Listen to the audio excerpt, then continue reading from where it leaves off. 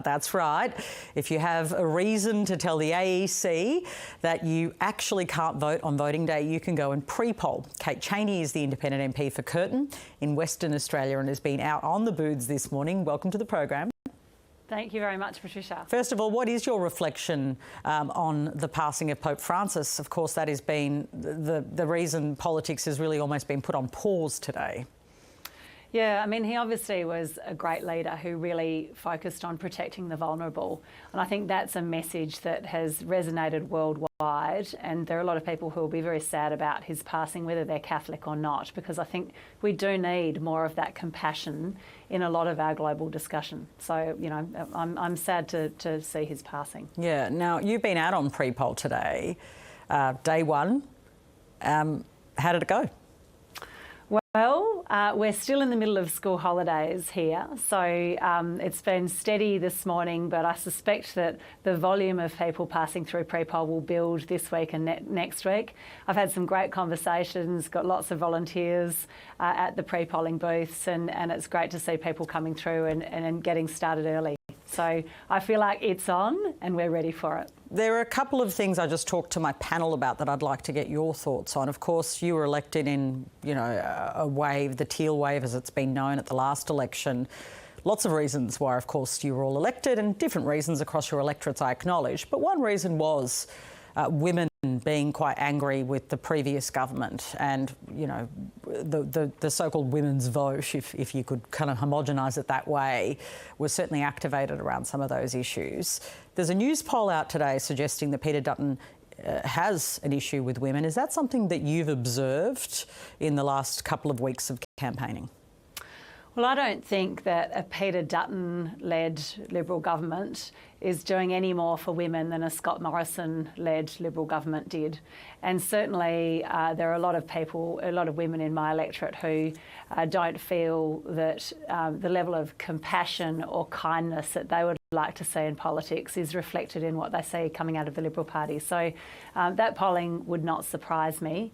It's not just women who think that, but I think there is a broad sense of dissatisfaction as we see Peter Dutton take the party further to the right and further towards a Trump approach to politics. I think he's really losing women in moderate electorates like mine who are much more interested in the centre and have a strong sense of equality. Just to, you know, push back a little bit on that idea that he's moved the Liberal Party further to the right, just on some issues. Like, for instance, the other day he was asked a question about the judgment in the UK in relation to the definition of women. That's been a really big debate around the world, but obviously the UK is moving in a particular direction. He was asked this question and he wouldn't go there. He didn't give this any oxygen. He didn't want to comment on this. Now, he's been criticised, I've seen online, from people like the Australian Christian lobby who don't see him as right-wing enough. Do you give him any credit for trying to avoid some of these culture wars?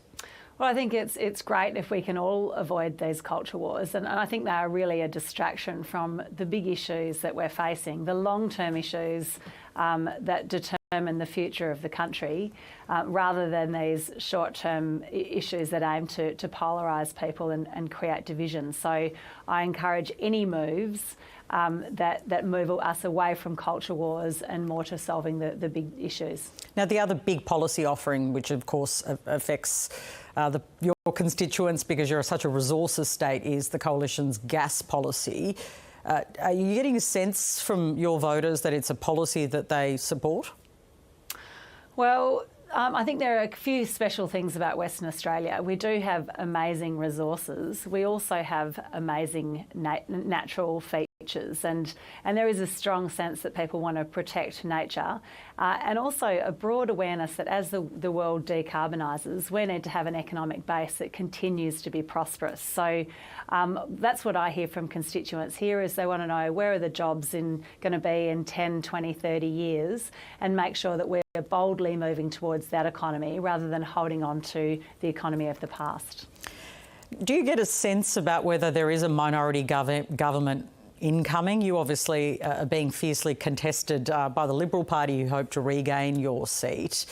but as honestly as you can be with me, what is the feeling on the ground, and whether you'll be able to maintain perhaps or even gain, because you know that there has been a Labor majority government, but have a stronger role in the lower house? And Patricia, I don't know how it's going to turn out, but certainly I'll be leaving nothing on the table. I feel like there is a strong sense in my electorate that people have really liked being represented differently. I don't think either major party has done anything that would reverse the long-term trend of declining primary support for those parties.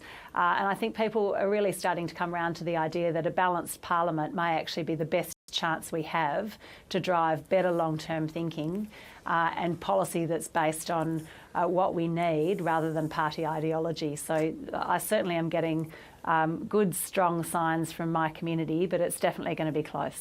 Obviously, this issue around integrity and transparency has become one of the rallying cries of your political movement, or the different elements of it.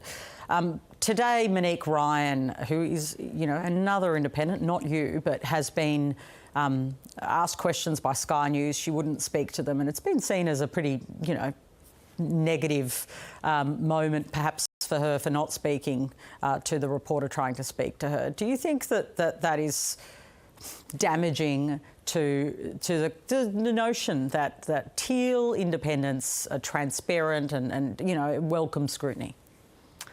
Well, I think everyone will make their own decisions about which media they speak to, but there's been a pretty concerted attack from parts of the media against the independents, and I think that it's a perfectly reasonable decision to decide in what circumstances you're going to talk to media. We've certainly seen Peter Dutton not doing as much media as might be expected for someone in his position. There's been huge media pressure and attention on the crossbenchers, and I'm not surprised that people are making decisions on a day-to-day basis about the circumstances in which they're ready to have a conversation. That's an interesting point you make. So, do you decline Sky News invitations?